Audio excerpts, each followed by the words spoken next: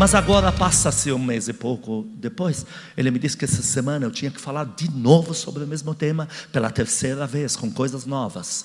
Porque ele falou para mim que vocês agora estão a ponto de experimentar as ressurreições, e que vocês para ficarem atentos. Então hoje ele adicionou algo, hoje que eu digo terça na mãe, quinta aqui. Ele adicionou um item, ele falou: fale para eles de ressurreição com multiplicação. Então hoje, se Deus permitir, quinta que vem, vai ser a parte 2 disso aqui de hoje. Queridos, ressurreição. Ah, meu marido já foi embora. Não, pode ressuscitar isto.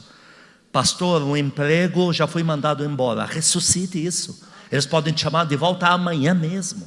Eu te falei de casos como romper um contrato com o irmão e ele creu na ressurreição, orou, chamaram ele dizendo que fazia tempo que estavam procurando ele, porque travou tudo na empresa. Ou seja, o anjo foi lá e se vingou dos corruptos. E enfim, ressurreições. Vimos 6 casos de ressurreição na Bíblia, e vou repeti-los rapidamente para poder te pôr dentro do clima. E hoje temos, na primeira parte e segunda, nós sempre vimos 3 casos. Hoje nós vamos ver 5. Vai dar tempo, não se preocupe.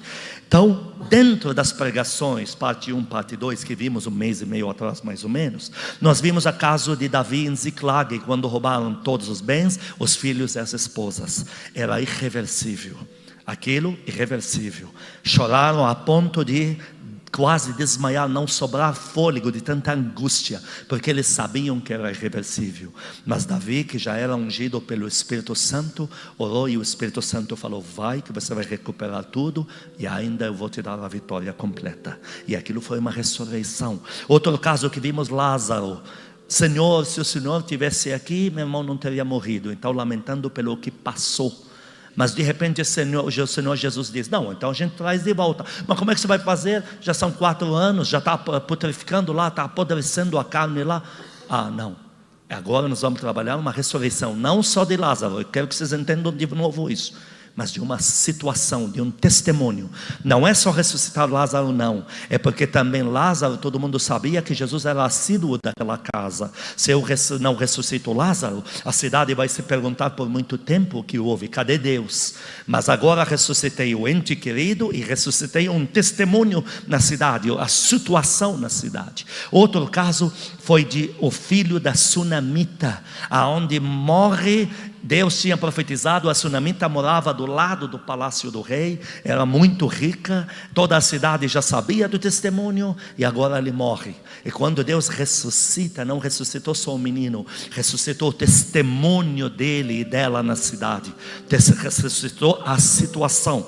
Quarto ponto, vimos profeta de todo o Oriente Médio, Jonas, que tiveram que jogar no mar, mas ao chegar na outra banda, quis explicar que mataram o profeta. Quem matasse um profeta morria com toda a sua família, e seus bens são recolhidos. Mas eles chegam na outra banda e descobrem que o Jonas que eles viram morrer no mar, Deus tinha ressuscitado, porque ele estava pregando em Nínive e tal. Para eles, os marinheiros, para eles, ressuscitou tanto o testemunho como a situação, como o servo de Deus. Quinto caso que vimos rapidamente, Jó para sua esposa, que agora que perdeu tudo, agora ela vê o único que lhe sobrou na vida, que Jó está apodrecendo, definhando na frente dela, a ponto dela falar: amaldiçoa teu Deus e morre, porque eu já sei que você vai morrer. Mas quando Deus restaura Jó, então ele não só devolveu o ente querido, Deus devolveu um testemunho completo para esta mulher, e ela pôde ver um milagre ainda em dobro, rejuvenescimento e ainda dobro em bens. E o último caso que vimos, Paulo, que é hiper familiarizado com ressurreições, que esteve aí em 2 Coríntios 11, até debaixo do mar várias vezes, jogado lá a noite inteira, e ele levanta e não consegue morrer. Melhor que ele, ninguém para falar na Bíblia de ressurreição, porque ele experimentou. Hoje falamos então ressurreição, poder da ressurreição com Espírito Santo, mas multiplicadamente. Hoje nós vamos ver a parte multiplicadamente de novos personagens, que já estamos aí na terceira parte, e quarta vai ser de quinta que vem. Sadraque, Mesaque e Abednego. Quando eles chegam aqui, vou te falar de Sadraque, Mesaque e Abednego com Eliseu. Quando eles chegam, o rei diz: olha, você não vai dançar axé pauleira nessa música mundana fútil? Não, para a música do mundo a gente não vai se render. Eu só ajoelho quando tiver louvor e tal. Tem certeza? Tenho. Acenda a fornalha. Queridos, quando Deus livra eles, ali até fala-se do quarto homem que apareceu na fornalha, andando, e a fornalha não queimou eles, a fornalha não teve poder sobre nem o fio do cabelo, apenas queimou as ataduras. Queridos, a gente usa muito o figuradamente bonito, fala que é Jesus ali, mas não é, na verdade era um anjo, mas já é muito, um anjo ali já é muito, representando Deus ali. Então, quando eles ressuscitam, ressuscitou não só 3 entes queridos, porque eles tinham famílias, eles tinham amigos. Antigamente o que mais se fazia eram pactos. Pactos, Davi não tinha com Jonatas. Pactos de irmandade, de amizade. Isso se fazia muito. Jesus, para pegar os 12, ele falou: nós estamos fazendo pacto de amigos aqui. Então, quando eles saem daquela fornalha, eles foram ressuscitados para os seus familiares, para os seus amigos, para pessoas que fizeram alianças com eles para a longa duração. Mas eu quero hoje abordar a parte multiplicadamente mais. Porque quando eles foram naquela fornalha, Deus não poupou eles de enfrentar aquela fornalha. Deus não poupou eles de terem que ir no vexame sendo arrastados. Porque eles não foram levados para a fornalha a cavalo bordado a ouro. Foram arrastados por ali. Deus não poupou eles daquela humilhação. O rei enfurecido, e ali havia briga de deuses por rei. Quero ver que Deus fará vocês escapar da minha mão e da música mundana. E aí eles são jogados na fornalha, são tirados. Multiplicadamente mais aconteceu essa ressurreição, como vai acontecer na tua vida. Porque eles saíram dali, o rei falou: a partir de agora faço um decreto. Todos os deuses de minúsculo você pode mencionar, mas se de um Deus desses 3 você falar mal, vou te queimar com tua família inteira. Império Real, decreto para o reino em todo o Oriente Médio. E eles saíram dali para se tornar... A Babilônia era dividida em 3 partes, 3 províncias. O imperador que regia o Oriente Médio, que era temido no Oriente Médio, tinha 3 províncias. Ele pegou cada um deles e colocou governador de cada uma delas. Todo o poder do imperador estava na mão desses 3 agora. Dá glória a Deus por isso. Você vai experimentar ressurreições do Espírito Santo na tua vida. O mesmo Espírito Santo que estava sobre eles, o mesmo Espírito Santo que estava sobre o pai espiritual deles, chamado Daniel. Daniel deve ter ficado muito aflito, dobrado o joelho: Senhor, livra os teus filhos, livra os meus filhos espirituais. Eles ressuscitaram para Daniel. Mas qual foi a surpresa desse homem de Deus? Qual foi a surpresa dos familiares desses 3? Qual foi a surpresa dos amigos? Agora nos tornamos amigos dos governadores mais poderosos do Oriente Médio. O Espírito Santo vai trazer ressurreições agora. Chegou a tua hora, a coisa está por um fim. O meu filho Mauro, pastor presbítero Mauro, estava me falando coisas que eu pedi para ele gravar em WhatsApp, mandar para mim, do que Deus falou para eles aí na oração que eles tiveram, não sei se é no monte.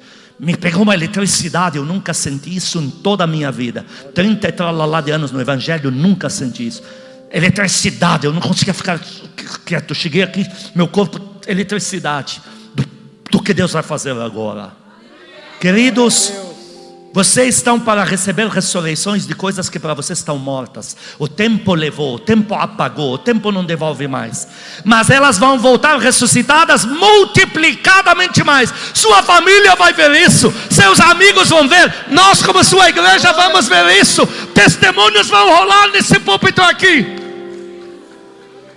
Dá glória a Deus por isso.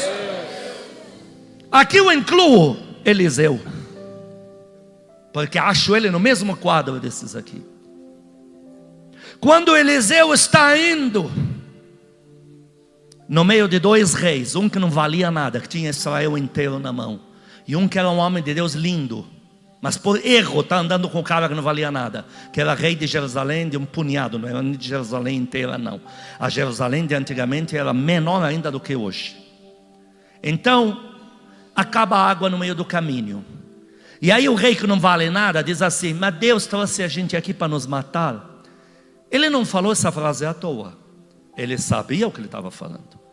Porque se não aparece provisão de água ali, que eles imaginavam que ia ter, o caminho de volta sem água é morte na certa. Eles já sabiam disso. trajeto de deserto é cruel demais. Não é como aqui. Você consegue ficar tantos dias sem água, ainda dá. Trajeto de deserto sem água é um inferno. Teu corpo, em 2 dias, ele seca, vira carvão.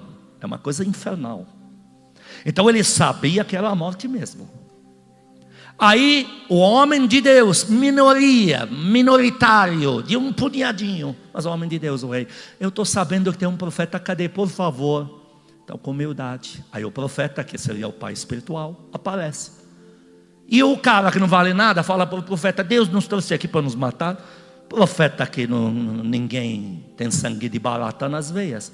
Mandou ele lá com os OVNIs dele lá. Por que você não procura os seus demônios nesta hora? Não foram teus demônios que te trouxeram aqui? Por que eles não te dão água? Aí Deus acalmou o profeta, não por causa do cara que não valia nada, por causa do servo de Deus. Falou: mas tem um rei ali que é meu ungido, meu filho. Ele não pode morrer de sede porque você está com raiva. Então, olha a palavra que vem na boca de Eliseu. Então tá, por causa desse homem de Deus aqui eu atendo. Então é o seguinte, Deus manda avisar: podem cavar, que vai aparecer água do nada e vai beber aí, pronto. Mas tem mais. A ressurreição da vida de vocês vai ser multiplicadamente.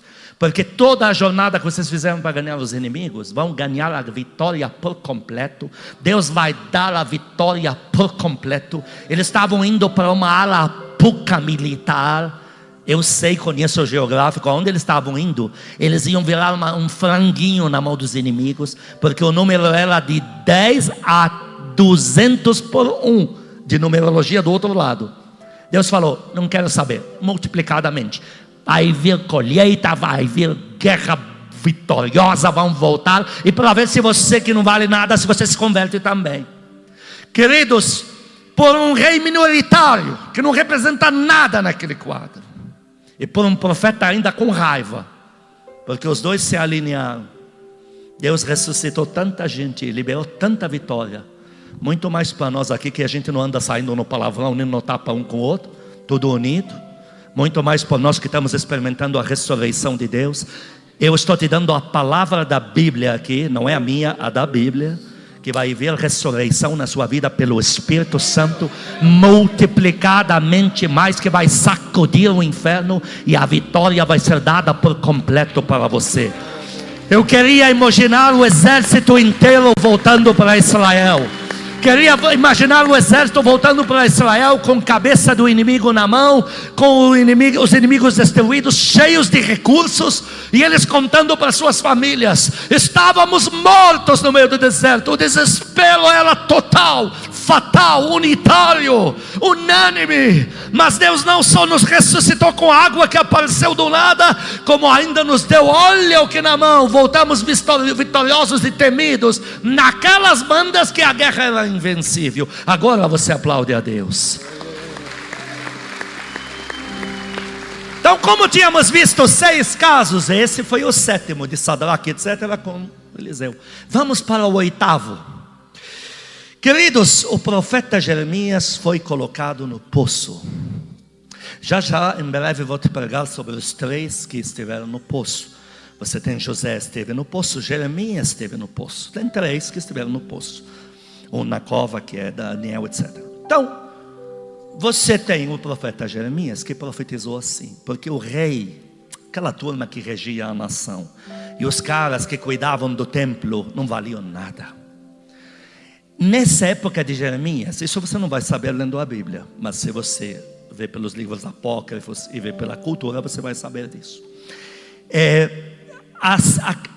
A situação estava num caos tão grande, que se aparecia um viajante, chegasse na porta de Israel para vender, um cara viajante, só vim aqui vender, comprar e vou embora, vou abrir uma barraca na feira aqui, estou pagando para alugar essa barraca, e aparecesse lá com um demônio novinho lá, eles iam dizer: que estátua é essa? Não, esse aqui é um deus de não sei o que, da fertilidade, que te toca no pé, você manca pela metade. Ah, é? Então é mais um deus aqui. Logo estava Israel infestado. A coisa era uma vergonha, era um vexame. Então Israel estava tão perdido longe de Deus, tão com os olhos vendados. Jeremias pegou o povo assim. Então Deus fala: agora está vindo guerra de um povo muito cruel, que é da Babilônia, que é da época de Ciro, de Nabucodonosor. Primeiro Nabucodonosor, depois vem Ciro, que é Dario. Dizem, quem é Dario? Não, Dario é Ciro que acabou fazendo o que Deus queria, que falou, vai lá, castiga meu povo, em Isaías 45, Ciro, você vai ser meu ungido, vou te pôr na linha agora. Mas não vamos complicar a pregação, vamos sempre usar o nome Nabucodonosor. Então, Nabucodonosor, o imperador mais temido. Deus já suscitou, vai lá fazer bagunça lá. Figuradamente sempre vamos usar o nome Nabucodonosor. Então Jeremias vai para todos os chefes da lei da cidade e os generais de guerra e diz assim: Deus mandou avisar que com esse povo terrível que está chegando, vocês já me jogaram para trás da sola do seu sapato. Deus usava esses termos antigamente. Jogaram para trás da sola do seu sapato. Então é o seguinte, agora eu não vou poder fazer nada. E já estou avisando, se vocês não se comportarem bem, ainda estou dando um aviso para vocês: salvem sua vida, não tentem lutar, porque eu já não posso segurar nada aqui. Se tentar lutar, tua vida vai virar pó. Isso não é um recado que se dá para um rei e para uma turma que não valia nada. Então pegaram Jeremias e colocaram no poço. E o próprio grito sobre Jeremias foi: ó rei, Jeremias vai morrer em breve, porque além das condições do poço, que são condições terríveis de sobrevivência, 2 a 3 dias é o máximo, ainda a escassez já está invadindo a cidade. Este homem não vai viver. Então quando Jeremias foi jogado no poço, a sentença era de morte. Aí Jeremias diz assim: mas espera um pouco, vão lá, percam a guerra e se arrebentem, como eu estou falando da parte de Deus. Mas façam um favor para mim, deixem uma ordem aí, que quando vocês se lascarem lá, me tirem daqui. Ninguém lembrou disso. Então todo mundo diga: Jeremias estava morto. Jeremias estava morto. Só que Deus não faz ressurreição 1 por 1, Ele faz 100 por 1, 30 por 1, não é 1 por 1. Então enquanto Jeremias fez isso, muito rápido Deus levou as notícias para o rei Ciro. Vamos usar o termo de Nabucodonosor. Levou lá e falou assim: quer ser meu, olha o que eu estou profetizando pela boca desse homem, quer ser meu, eu vou acabar com sua raça também. Não, eu me rendo, eu vou ser teu, eu vou fazer o que o Senhor quiser. E Deus faz um imperador mais temido do Oriente Médio lançar um decreto para o governador e para o capitão que vai encabeçar a guerra contra Israel. Quando chegar lá, a primeira coisa que você faz, você tira este homem do poço. Tudo bem, quando o guarda chegou não estava no poço, estava preso na coisa em cima ali na sala real, mas não importa. Tira ele do poço, porque a notícia que o imperador tinha era do poço. Tira ele de lá e me traga ele como o profeta mais honrado do Oriente Médio, que vai ser o profeta número 1 do reino daqui. Aleluia. O diabo não ia contar isso para Jeremias enquanto ele estava no poço. O diabo não fala para você a ressurreição que está chegando sobre a tua vida. Enquanto Jeremias estava dizendo: me façam um favor, quando perderem a guerra, pelo menos me tirem aqui, porque minha palavra se cumpriu.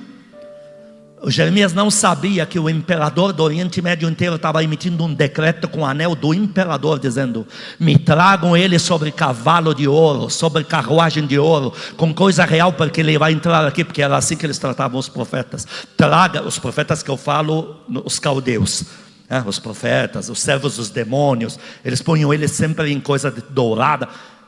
Eles estão se referindo como eles sabem fazer. Traga ele para mim.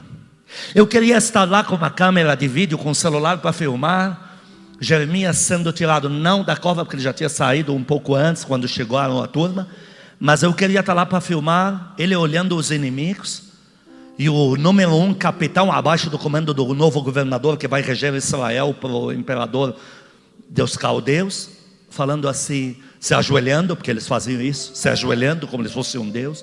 O que acontece? Não, nós temos que dar um banho, trocar a sua roupa, colocá-lo na carruagem real, e o Senhor vai direto, enquanto eles vão tudo acorrentado, você vai direto para o imperador, porque agora a tua palavra é lei no Oriente Médio inteiro. Dá glória a Deus por isso. Queridos, o Espírito Santo vai fazer coisas semelhantes na sua vida. Vai devolver sua honra, vai ressuscitar sua honra, vai tirar você de uma cova profunda. Pessoas que se sentem mais fortes que você jogaram você na cova. Pessoas que se acham poderosas roubaram um contrato teu em empresa porque acham que você tem que ir para a cova e eles têm que sentar onde estão. Em breve, enquanto todos os demônios lá com eles terem contas, você vai estar sendo levado de carruagem dizendo: você é meu profeta, você acreditou em mim. O Espírito Santo vai dizer: você comunhou comigo. Tua palavra é palavra de profeta, porque o que você diz eu endosso. Você é meu amigo particular, minha amiga particular. Você é meu filho, minha filha que fica comigo o tempo todo. Então eu tenho um lugar diferente para você. E você vai sair dessa cova e você vai ver a honra que vai ser dada na nação inteira. Eu queria ver os judeus que zombaram de Jeremias chegando tudo acorrentado, e Jeremias ao lado do imperador. Ai de quem falar mal de Jeremias e do Deus dele. Aplaude a Deus por isso. Nono é Abraão com Isaac. E daqui a gente começa a ler. A gente, por ler a Bíblia por alguns poucos versículos, certos fatos, nos dá a impressão que a coisa foi no romantismo. Porque Deus não pode se dar ao luxo, para não usar outro termo, de tudo que Ele falar ter que justificar com 8 páginas. Senão a Bíblia vai ficar dessa espessura que nem eu vou ler. Aí você só vai ter pregador falando besteira, pegando o versículo solto, falando idiotice, ninguém sabe de nada. Deus tem que fazer alguma coisa. Mas os poucos versículos não significam poucos fatos, poucos sentimentos, poucas emoções. Deus chega para Abraão e diz assim: Abraão, eu estou rejuvenescendo vocês, vou fazer algo aí, vou te dar o filho que você está me pedindo. Para quem não sabe, Abraão saiu do Oriente, de Babilônia, saiu do Iraque, era iraquiano Abraão, pasme. Quando ele saiu de lá, ele não saiu atrás de riqueza material, porque ele já era rico. A Bíblia diz: saiu com escravos, com bens, com gado. Isso não é coisa para pobre. Abraão era de sangue azul na família dele. Porque você vê a trajetória de Abraão, você vê o rei Gerar, Abimeleque já sabia quem é ele. Você via que os reis sabiam quem é Abraão. Tinham medo de mexer com ele, porque ele é de família nobre da Babilônia, que é um país muito temido. Então Abraão, quando foi para a terra onde Deus o estava levando, ele não estava dizendo: ai, agora que eu vou ter um dinheirinho. Ele já tinha de sobra. Mas pelo fato de andar com Deus e obedecer a Deus, mesmo na terra do perigo, no deserto, prospera a gente naturalmente. Foi multiplicando aquele gado de Abraão, porque o poder de Deus estava ali. Onde Deus está, tem vida, tem multiplicação, tem milagres, tem proteção, tem menos demônios circulando, menos saci quebrando coisa. Então Abraão chegou uma hora, a terra não comportava mais. Abraão se tornou problema para as cidades vizinhas, porque ele tinha que andar, não podia estacionar. Mas à medida que ele andava, quando ele chegava na próxima cidade, as cidades não tinham 20 milhões de habitantes, a não ser os filisteus, que na época eram mais ou menos 8 milhões, que era uma desgraça. Antigamente as cidades eram de 20 mil habitantes, como Nínive, tudo pequenina. Esquece esses números daqui. Então quando ele chegava com o gado dele, ele devastava aquela campina, de tanto gado que ele tinha, a ponto de os pastores, do sobrinho dele com pastores dele brigarem. Então Abraão chega no Gênesis 15 e Deus diz: não se preocupe, eu vou te dar muito mais. Abraão falou: mas a terra não tem mais comida para dar para esse gado, o Senhor vai me dar mais o quê? Eu não saí da minha terra para o Senhor me dar mais gado. Eu já tinha isso lá em Babilônia. Eu saí da minha terra para seguir o Senhor, e o Senhor falou que eu vou ser patriarca de uma nação. Mas se eu vou ser patriarca de uma nação, o Senhor não acha que eu tinha que ter no mínimo um filho? E a gente fala umas coisas para Deus, dá a impressão que Deus não entendia. Ah, é verdade, Abraão. Então quando Deus responde isso para Abraão, parece que Deus não sabia disso. Eu acho lindo isso no caráter de Deus. Deus esperando a gente abrir o jogo. Ele falou: não, tá bom, já que você falou, eu vou te dar o filho. Sim, vai ver, vai ser seu. Não vai ser nem no seu caso, vai ser seu. Então a partir de Gênesis 15, Abraão volta feliz e conta para a esposa, Sara: Deus falou comigo, Deus não mente, Deus que nos trouxe até aqui, falou que agora não é mais gado porque não dá mais. Ele falou que agora vai nos dar um filho. Sara está observando Abraão e ela continua envelhecida ainda. O processo de rejuvenescimento facial, corporal, recriação de órgãos, que está acontecendo em mim e em você, nós vamos arrebentar. Quando chegar o romper, vocês vão lembrar disso. Alguns ainda têm o semblante que parece que não rejuvenesceu muito. É que falta de dinheiro é uma desgraça mesmo. Eu estive numa época doente, eu falei isso até para as primogênitas da pastora Denise hoje em casa. Pô, queriam me dar um monte de remédio paliativo, por isso que não fui curado. Agora, se eu acordo um dia, a gerente me liga e diz: olha, apareceu 100 mil reais aqui na sua conta, eu ia pular como um chimpanzé em cima de uma árvore, tá? E com R$1 milhão eu curava todo mundo à minha volta. Agora ficava me dando remédio paliativo, por isso que não dava certo. Então, na hora que vier romper, você vai lembrar da palavra do rejuvenescimento, porque Deus não esquece o que diz. E tem órgão meu que já ressuscitou morreu pela idade, vai ressuscitar, eu vou rejuvenescer células, etc, etc, até a beleza deste justo natural, que parece com o nariz de Mahmoud. Ou seja, ele chega lá, vê que Abraão está de novo homem, desejos de homem natural, feição, tudo rejuvenescido, ela não. Por isso que eu não critico Sara. Ela olhou e falou: eu entendi, eu não vou poder dar filho, e você está jovem desse jeito, eu entendi, o filho que Deus vai dar para a gente vem de você. Então vamos fazer uma coisa que é uma grande porcaria, que é uma coisa nojenta, que Deus odeia até a morte. Vamos pegar uma das minhas escravas e ela me dá filho aos meus pés. Olha que coisa podre, que coisa, desculpe o termo, porca. Mas a coitada de Sara, ela fez o que estava acostumada, ela assim. Então ela falou: olha, então é assim, ela fica com as pernas cruzadas, sentada no chão. A pobre coitada que não pediu para nascer, quanto menos pediu para ser escrava, quanto menos pediu essa porcaria para o marido de outra dormir com ela. Ela fica com a cabeça nas pernas dela, e o marido dessa fica fazendo sexo, esperando engravidá-la, olhando para a esposa. Mas que porcaria, mas que droga é isso. Aquilo ofendeu tanto a Deus, tanto, que a Bíblia diz, entre o último versículo de Gênesis 16 e o versículo 1 de 17, Deus ficou 13 a 14 anos sem falar com Abraão. E a primeira frase que Deus diz: Abraão, anda comigo, ser perfeito, eu sou poderoso para cumprir o que eu prometo, não faça idiotice. Mas, querendo ou não, nasceu Ismael, primo, tio da prima da minha cunhada. Aí vim eu: o que vocês vão fazer comigo agora? Não tem mais o que fazer. Então, quando nasce Ismael, Deus fica sem falar com Abraão 13 a 14 anos. Quando nasce Ismael, Abraão fica pensando durante 13 a 14 anos que é o herdeiro dele. O menino era obrigado a chamar Sara de mãe e a mãe de tia. Essa era a lei. A minha verdadeira mãe não é a que me gerou biológica, é a do coração, é a que me deu o nome e sobrenome. O nome de Ismael não tinha nele o nome da mãe biológica, tinha a mãe de Sara.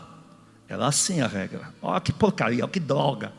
Então, durante 13 anos, Abraão cuidou do herdeiro dele, que Deus prometeu. Por quê? Porque Deus prometeu. Abraão rejuvenesceu, dormiu com a pobre coitada, e a pobre coitada deu aquele filho. Para Abraão, foi Deus que me deu, eu rejuvenesci, eu fiz o ato como se manda na frente da minha esposa, na santidade que aquela droga que ele fez. Olha, nasceu Abraão, que é o tio do pastor Lissan, nasceu Ismael. Então ele ficou passando tudo que ele sabia para esse menino. Ismael ficou tão espiritual, porque ele pegou todo o poder, fôlego de Abraão com Deus.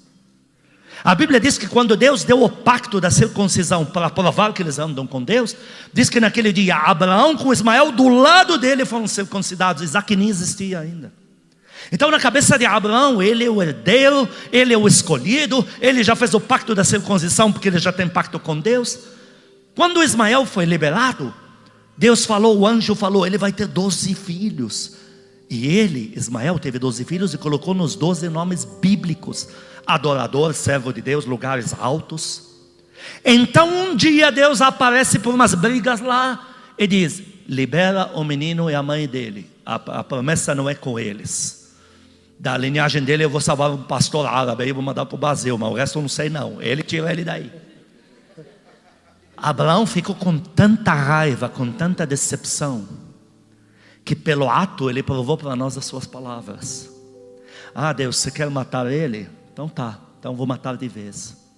Então ele manda o menino com a mãe, sem nenhuma escolta. Você foi pegar do Egito, teus familiares estão lá, você vai voltar para o Egito. Não mandou com escolta. O primeiro malandro que não vale nada no deserto, que é o que mais tinha, vê um menininho e uma mãe, o que você acha que vai acontecer com os dois? E ainda sabe o que dá de provisão? Um pão e uma água. Isso é revolta interior de um homem decepcionado. Diz que isso lhe pesou no coração. E com essa atitude ele estava falando para Deus sem palavras. Quer matar ele? Então eu mato logo. Não se preocupe, eu faço a coisa. Então eles andam um pouco, porque um odre de água, então não vai andar nem uma tarde. Então eles chegam num canto e o que Abraão já previa aconteceu. Acabou isso e a mãe começou a chorar falando, agora eu vou morrer. Aí que o anjo vem e diz, eu tenho um pacto da eternidade, de levar vocês até Egito, nenhum fedorento por aí vai tocar em vocês, e eu vou estar com ele, eu vou servir ele, eu vou levantar ele, todo o Oriente Médio vai se submeter a ele, e eu vou trazer o pastor Wissam, vou mandar para o Brasil, que ele vai arrebentar, porque ele não vai ter uma nariz de marmota também. Mas no coração de Abraão, morreu. Então a coisa não foi brincadeira. E agora, depois desse episódio mal resolvido, não curado, Deus não teve nenhum diálogo com ele pós o episódio. Deus não deu para ele uma notícia sequer o que aconteceu com o menino, que na cabeça dele está morto, da pior maneira possível. E aí Deus chega e diz, você agora tem Isaac, mata também. Você acha que é brincadeira? Então os poucos versículos que te narram os fatos, não passem na tua cabeça como coisa romântica. Agora de verdade você vai pela segunda vez passar por cara de idiota, porque a segunda vez está falando para todos os seus escravos, todo o Oriente Médio que você é famoso. Você está dizendo que o teu herdeiro é este, agora vai morrer de novo. Na cabeça dele vai morrer. Então não era uma brincadeira. E para piorar, não é como Ismael, eu falei agora, você já fica com raiva de mim e solta ele agora mesmo. Ainda você tem 3 dias para sentir o golpe e decidir se faz ou não faz, hein?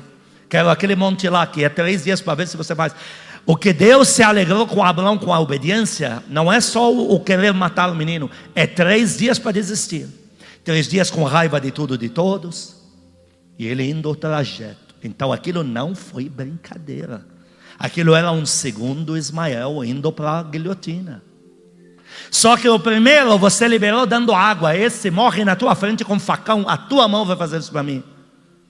Aparentemente, Deus está sendo muito cruel pelo pecado que ele fez, porque se ele não oferece Isaac, o pecado que ele cometeu com Ismael, ele ia grudar em Isaac. Deus usava fazer aquilo. Ismael não de ter liberado, de ter dormido com a pobre coitada, fazer aquela porcaria, aquela que chama-se de orgia sexual na Bíblia. Então, leia Hebreus 11, 17 a 19, quando Abraão volta com o menino, que ele fala embaixo, nós vamos e voltamos. Assim, voltamos é o que ele espera, mas ele está com o facão para matar o menino. Olha o que a Bíblia fala sobre o verbo recobrar. Para ele, Isaac ressuscitou naquele dia. Leia. Hebreus capítulo 11, versículo 17. Pela fé, Abraão, quando posto à prova, ofereceu Isaque. Estava mesmo para sacrificar o seu unigênito, aquele que acolheu alegremente as promessas. A quem se tinha dito, em Isaque será chamada a tua descendência. Para piorar ainda, esse que Deus falou, esse mesmo, esse Deus está mandando matar. Continua. 19.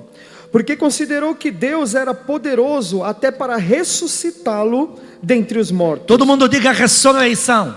Ressurreição. Continua. De onde também figuradamente o recobrou. Recobrou, voltou dos mortos para as mãos dele. Então quando Deus devolve para ele o menino, ele não tem mais que se preocupar com testemunho, com tal, tá aí o menino de volta. Pela primeira vez, até então não havia isso, pela primeira vez Deus devolve multiplicado. Deus devolve em Gênesis 22, 16, 17, multiplicado. Leia isso, que é o que está acontecendo hoje na sua vida. Gênesis capítulo 22, versículo 16 e 17. E disse, jurei por mim mesmo, e disse o Senhor, porquanto fizeste isso, e não me negaste o teu único filho, que deveras te abençoarei, e certamente multiplicarei a tua descendência, como as estrelas dos céus, e como a areia na praia do mar. A tua descendência possuirá a cidade dos seus inimigos. Olha a promessa que Deus lança em cima do menino e em cima de Abraão. Queridos, tem situações na vida de vocês que aparentemente Deus não ajudou vocês em nada, vocês tiveram que sacrificar. E doeu em vocês. O Espírito Santo, quando me falou desse caso, ele falou que era para avisar vocês que o que vocês liberaram para Deus vai ser ressuscitado. E vai vir com promessas em cima. E como se cumpriu em Isaac, em Ismael, comigo, com você, vai se cumprir. Dá glória a Deus aqui. Dá outra glória a Deus. Eu contei uma experiência desse carro novo que o Papai do Céu me deu, que alguns filhos se uniam, etc. E contei na mãe, quero contar aqui. Aí um dia, Deus me fala, procura um carro.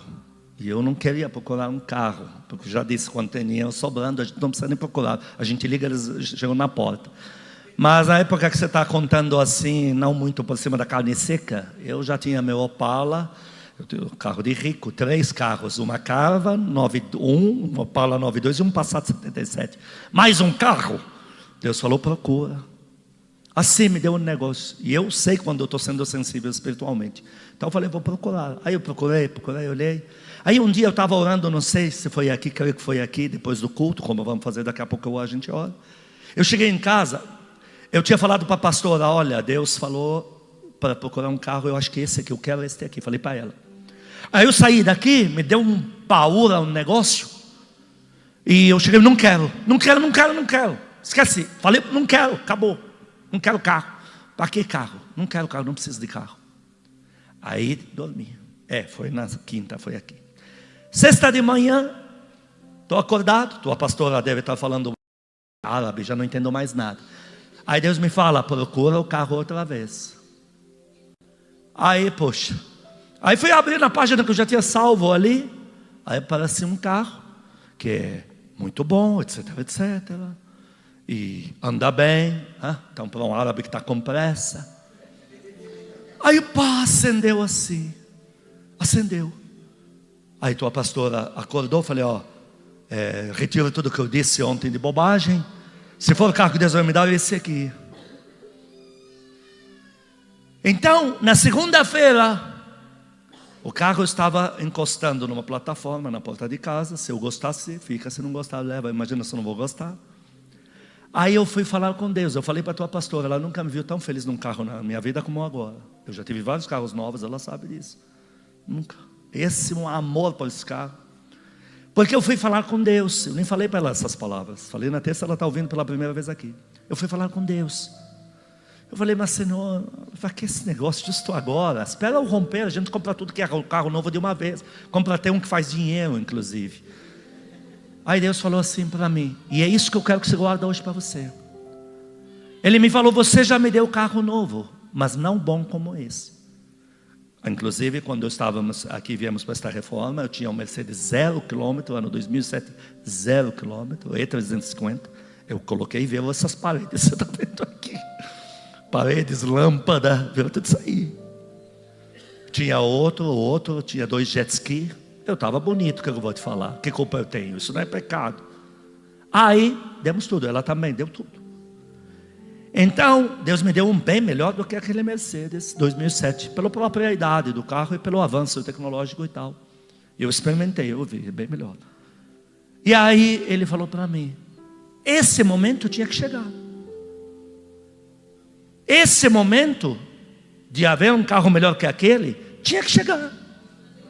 Então não importa se eu estou pedindo ou não estou pedindo, se eu acho que está na hora, tinha que chegar. Porque um carro foi dado e a ressurreição dele é agora, tinha que chegar. Então eu encarei assim, querendo o carro não, precisando de carro não, esse momento tinha que chegar. Sabe por que vai haver ressurreições na sua vida? Porque pessoas viram você sacrificar coisas por amor a Deus. E agora a ressurreição vai acontecer, porque esse momento tem que chegar uma hora na tua vida. Aplaude a Deus e dá uma assobiada. Vai ter que chegar. Então ele me ministrou assim, teve pessoas que te viram dando aquilo, mais cedo ou mais tarde, em algum momento da vida, elas têm que te ver com ressurreição multiplicada daquilo. Quando eu vi aquela matemática, eu me apaixonei pelo carro. Agora eu apaixonado por 3 femininos em casa. Essa mulher de Deus, a cachorrinha e o carro. E o Safirma, aquilo é macho, eu falei feminino. Bom, também o carro não é feminino, caramba. Então, 2 machos ali. Eu oro hoje, você viu o vídeo? Toda vez que eu vou orar para vocês aí de madrugada, ele entra assim, e eu? Então ora, rapaz, fica atrapalhando. E ele aparece no vídeo que eu mando aí, ó. Queridos, sabem por que vai acontecer a ressurreição? Não é porque vocês forçaram o seu cérebro, os seus miolos, para chegar a uma conclusão que Deus pode forçar ele a fazer um milagre. Está chegando a ressurreição porque está na hora, porque vai ter que acontecer uma hora na sua vida. Dá uma outra aplaudida a Deus por isso. Glória a Deus. Último caso e terminamos. Último caso e terminamos. Hoje eu não vou ler, vou mencionar por causa do horário. Daniel, que é o 10, caso 10 que estamos vendo aqui. 10º caso de Daniel. Daniel chega no reino de Nabucodonosor e ele salva um monte de cara, que eram os caras que aconselhavam o rei em tudo. Aqueles reis eram místicos até o fio do cabelo. Eles não iam para a guerra, eles não construíam uma cidade sem que os magos fizessem lá suas orgias e os demônios falassem alguma coisa. E aí o rei tem um sonho, ninguém sabe explicar. E Daniel fala, não precisa falar nada, eu vou lá. Aí ele ora, aí ele volta, ó, Deus falou, você sonhou isso? E o significado é isso. Então o rei, o imperador, ajoelha para Daniel como sendo filho dos deuses, para adorar Daniel aos pés de Daniel. Daniel rápido tira o cara do chão e diz, não, estou aqui em pele e osso. Seguinte, eu sirvo o Deus que tudo pode, mas eu estou aqui, estou dependendo da graça. Então, para o rei imperador, entendam isso, queridos. Todos os registros do Oriente Médio, todos, lá no Oriente Médio se escreve, e o rei levantou. E o rei olhou à direita e respondeu para o general, é uma desgraça, eu nunca vi tanto, e levantou e sentou, que enrolação. Então, os manuscritos de todos os reis, particulares deles, não confiavam em ninguém. A pessoa mais solitária do globo terrestre era o rei, o imperador, porque ele sabia que por uma comida que ele não pôs alguém para experimentar antes, ele vai perder a vida. Ele sabia que ele pode ter a maior segurança do mundo, basta um Zé Ruela lá resolver tirar a vida dele, ele faz um negócio qualquer ali, ele não acorda no dia seguinte. Então o maior estresse dos reis eram os filhos. Ele via o filho crescer igual a criar jacaré no quintal. O jacaré já vai crescendo, já abrindo a boca de olho no dono. Os próprios filhos matavam o pai para pegar o reino. Era um inferno. Então o rei não tinha nenhum amigo, porque a própria família virava inimigo. Ele não confiava em mais ninguém. Fazia as festas, mas é tudo genérico. De repente você tem um homem que descobre o que você sonha e que explica sem nenhuma dúvida. É uma cobertura espiritual para você, porque eles buscavam esses magos para cobertura espiritual. Além de cobertura espiritual, Daniel era um homem, além de eloquente e de gentil presença, era digno demais, demais, demais. Muito rápido o rei percebeu o que ele tinha nas mãos. Então pela primeira vez na história você tem um imperador, que ele tem um homem de Deus de alto calibre espiritual, com quem pode trancar as portas do quarto e ficar abrindo a vida para ele a noite inteira, porque ele se tornou o conselheiro número 1 do rei. Entendam que agora nós estamos entrando só em Daniel, estamos entrando na cabeça de Nabucodonosor, do rei depois Dario Ciro. Então para o rei, Daniel é a joia, é meu amigo, é o cara que eu posso confiar, é o cara que dou as costas, ele nunca vai me furar com uma faca, ele nunca vai armar uma no reino de me matar e ele se tornar um imperador. Aí arma uma maracutaia, e ele descobre que quem vai para a cova dos leões é o único amigo que ele teve na vida depois de reinar. O peso sobre ele é muito grande, você vai ver isso, nós vamos ler pelo menos isso. O peso sobre ele foi muito grande. E ele descobre que quem vai ficar no lugar de Daniel é aquela cambada da turma dos demônios, que o primeiro que der tirar a vida dele é sentar no lugar. O rei ficou terrivelmente penalizado. Rapidamente, só para não parecer que o pastor está exagerando, Daniel capítulo 6, versículo 18. Vai lendo para você ver a angústia do rei. Vai ver se o rei vai fazer isso por qualquer ser humano. Leia lá. Então o rei se dirigiu para o seu palácio, passou a noite em jejum. Em jejum? Que imperador vai ficar em jejum por um cara que vai para a cova dos leões? Olha o que Daniel representava para ele. Continua. E não deixou trazer à sua presença. Não deixou. Continua. Instrumentos de música, e fugiu dele o sono. Que imperador não vai aceitar música, não vai comer e vai ficar acordado a noite inteira? Olha o que Daniel representa para este imperador. Porque para este imperador, além de toda a amizade, confiança e sabedoria que me aconselha aqui, ainda é o Deus que Daniel trouxe para mim, para este reino. Porque ele quis ajoelhar para ele. Você vai ver isso nas palavras dele. Continua lendo. 19.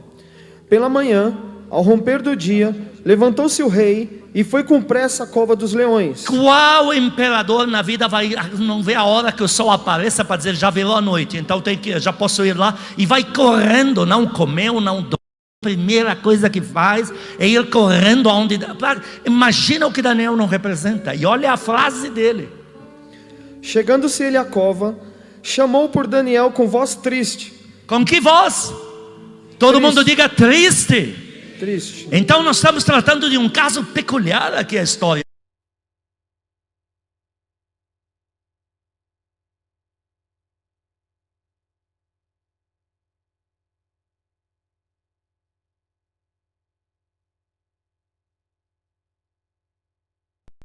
Mas o Santo sabe que cada uma dessas vai ser curada com a ressurreição que Ele vai causar na sua vida. Continua lendo. Versículo 21. Então Daniel falou ao rei: ó rei, vive eternamente. O meu Deus enviou seu anjo e fechou a boca dos leões. Aplaude ele, aplaude. Continua.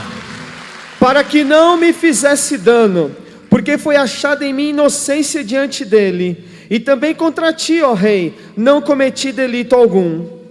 23. Então o rei se alegrou sobremaneira e mandou tirar a Daniel da cova. Assim foi tirado Daniel da cova e nenhum dano se achou nele. O rei se alegrou sobremaneira com tua ressurreição, com teu milagre. Continua. Porque crera no seu Deus. Continua. 24. Ordenou o rei e foram trazidos aqueles homens que tinham acusado a Daniel. Tem gente que bagunçou com a tua vida. Quando vier a correção, não quero nem estar perto desses caras. Continua. E foram lançados na cova dos leões, eles, seus filhos e suas mulheres. No mundo espiritual funciona assim. Quando vier até o romper, muita cabeça vai rolar. Eu não tenho nada a ver com isso. Continua. E ainda não tinham chegado ao fundo da cova, e já os leões se apoderaram deles e lhes esmigalharam todos os ossos. Continua. 25. Então o rei Dário escreveu aos povos, nações e homens de todas as línguas que habitam em toda a terra. Antes Daniel era o homem de Deus. Agora na ressurreição multiplicadamente. Agora se lança um decreto que se torna uma Bíblia daquela época. A Bíblia que circulava em todos os anais do poder. Que mencionar o nome do Deus de Daniel e não fizer reverência, por ordem do imperador, morte imediata. Olha a multiplicação. Olha o testemunho. Já não é o Daniel que decifrou meu sonho. Agora é o Deus de Daniel que em todo o Oriente Médio vai ser o mais reverenciado, o mais adorado, enquanto eu, Nabucodonosor, viver aqui. Continua. Paz vos seja multiplicada. Faça um decreto pelo qual, em todo o domínio do meu reino, os homens tremam e temam perante o Deus de Daniel. Se um cara falasse o nome do Deus de Daniel e não fizesse reverência num barzinho, num boteco, na rua, na prefeitura, cabeças vão rolar. Continua, vamos ver a história de Daniel aqui. Porque ele é o Deus vivo e que permanece para sempre. O seu reino não será destruído e o seu domínio não terá fim. Ele livra, Ele salva, faz sinais e maravilhas no céu e na terra. Foi Ele quem livrou a Daniel do poder dos leões. Daniel, pois prosperou no reino de Dário. Todo mundo diga aí, Daniel prosperou. Prosperou. Depois daquela experiência, não só Daniel ressuscitou para a vida de Daniel, pegou o anel do imperador. Agora o imperador falou: a partir de agora você que manda. Todo o Oriente Médio regido por Daniel. Em que estado levaram Daniel na cova dos leões? Você vai me dizer que foi com cavalos de ouro? Foi arrastado. Em que estado levaram você a morrer para situações? Parece que a rival foi mais forte para arrancar teu marido de dentro de casa. E parece que você teve que rastejar. Quando o sócio roubou a empresa da tua mão, a lojinha, parece que você que teve que rastejar. Levaram Daniel como para a cova. E olha como Deus tirou ele da cova. Quantos creem que Deus vai fazer ressurreições na sua vida? Põe a mão no teu coração. Diga comigo, Espírito Santo, diante da tua palavra, eu não tenho mais dúvidas a respeito do teu amor exagerado por mim. Eu não tenho dúvida sobre o poder das tuas ressurreições. Tudo que me foi tirado, tudo que era importante para mim, diante do Senhor, eu clamo por ressurreição. A partir de hoje eu declaro, eu creio no poder do Espírito Santo que habita em mim. Tudo ressuscitará multiplicadamente mais na minha vida. Eu e a minha família não terminaremos na miséria. Nosso fim não será trágico, mas glorioso em Deus. Tem muita prosperidade, para a glória de Deus, para a nossa alegria. Continue com a mão no coração, diga: Espírito Santo, cada vez mais eu descubro que o Senhor é a pessoa mais nobre que podia entrar na minha vida. Eu te amo, Espírito Santo. Eu convido o Senhor, entra cada vez mais na minha vida.